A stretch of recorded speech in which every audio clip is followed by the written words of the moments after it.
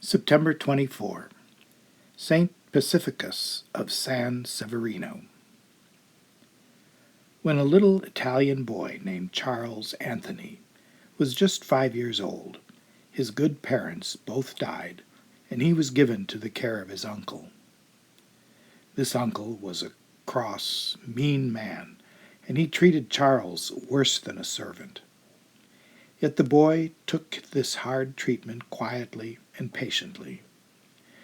When he was 17, Charles entered a monastery and took the name of Pacificus, which means peaceful. After he became a priest, he was made a teacher, but his great desire was to become a preacher.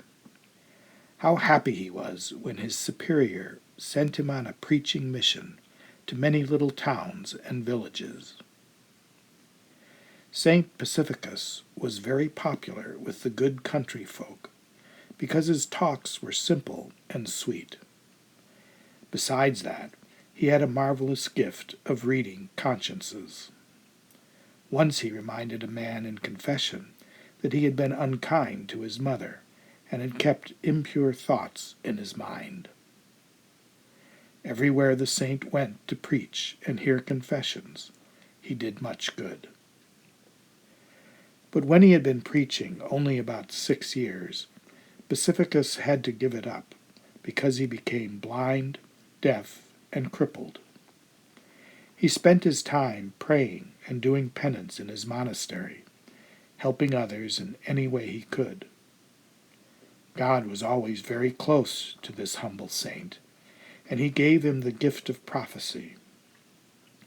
Saint Pacificus foretold the great victory of the Christian armies over the Turks at Belgrade.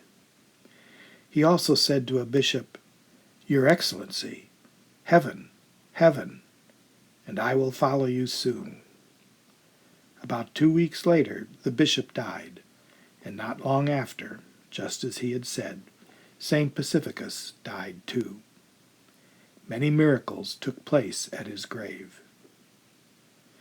Saint Pacificus's rule of life for himself and for others was, do well, moment by moment. Let us, too, make this our own rule of perfection.